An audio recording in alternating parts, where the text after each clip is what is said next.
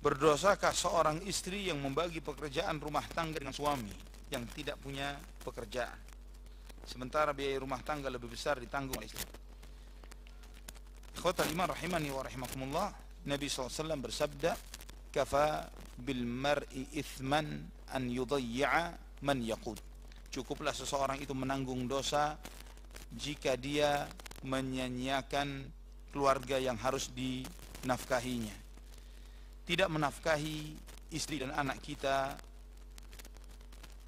itu dosa besar, termasuk dosa. Karena istri kita, anak kita tanggung jawab kita. Ketika kita melalaikannya, maka kita telah meninggalkan tanggung jawab yang Allah Subhanahu wa taala bebankan kepada kita. Dan juga Allah Subhanahu wa taala memerintahkan kepada kita sebagaimana firman-Nya dalam surat At-Talaq ayat 7, liyunfiq dzu sa'atin min sa'atihi wa man qudira 'alaihi rizquhu falyunfiq mimma ataahu Allah la yukallifullahu nafsan illa ma ataaha sayaj'alullahu ba'da usri yusra. Hendaklah orang yang mampu memberi nafkah menurut kemampuannya, dan orang yang disempitkan rizkinya hendaklah memberi nafkah dari harta yang diberikan Allah kepadanya. Allah tidak memikulkan beban kepada seseorang melainkan sekedar apa yang Allah berikan kepadanya. Allah kelak akan memberikan kelapangan sesudah kesempitan. Ayat ini menyebutkan kepada kita bahwa seorang kepala rumah tangga wajib memberi nafkah kepada keluarganya dalam kondisi lapang maupun sempit. Ketika lapang dia memberikan sesuai dengan kelapangannya. Ketika sempit bukan berarti dia menjadi orang bakhil. Wa man qudira alaihi rizquhu falyunfiq mimma ataahu Allah. Barang siapa yang disempitkan rizkinya, hendaklah tetap memberi nafkah sesuai dengan kemampuannya. Misalnya memang operasional keluarga itu setiap bulannya adalah 5 juta. Ternyata dia cukup sanggupnya cuma 2 juta. Tetap kasih. Ya, kasih 2 juta. Maksimalnya memang mampunya segitu.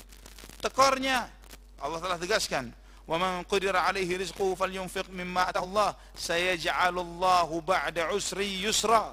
Sesudah kesusahan yang dihadapinya, Allah akan memberikan kemudahan.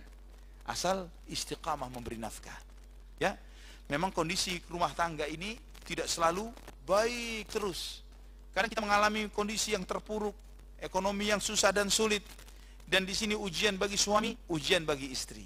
Ya, para ulama menegaskan bahwa seorang istri tidak dianjurkan untuk menuntut cerai ketika suaminya mengalami kondisi ekonomi yang terpuruk, jika ini memang bukan sejak awalnya seperti itu.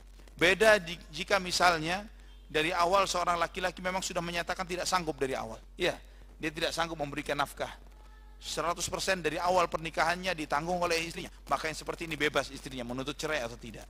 Namun jika misalnya di awal rumah tangga berjalan dengan baik, suami bertanggung jawab, melaksanakan tanggung jawabnya sebagai seorang suami. Di tengah perjalanan pernikahan terjadi cobaan, ujian, krisis ekonomi dan yang sebagainya dalam rumah tangga tertentu. Allah Subhanahu wa taala sebagaimana contoh wanita-wanita salehah terdahulu, mereka tetap bersabar mendampingi suaminya dalam keadaan senang, dalam keadaan susah, dan tetap setia kepada suaminya ini, terus menjaga rumah tangganya ini. Namun dengan tanggung jawab, seorang suami tetap wajib memberi nafkah kepada istrinya walaupun di saat yang susah. Dan ketika dia istiqamah seperti ini, insya Allah kesusahan itu akan berubah menjadi kelapangan. Susah ini akan berubah menjadi nikmat yang besar. Ya, yakini firman Allah Subhanahu wa taala tersebut. Namun jika seorang suami sudah tidak memberi nafkah, dia tidak bekerja, dia tidak mau mencari nafkah, tidak mau bekerja, dan sebagainya, maka seorang istri berhak untuk menuntut cerai kepada suaminya. Wallahu a'lam bishawab.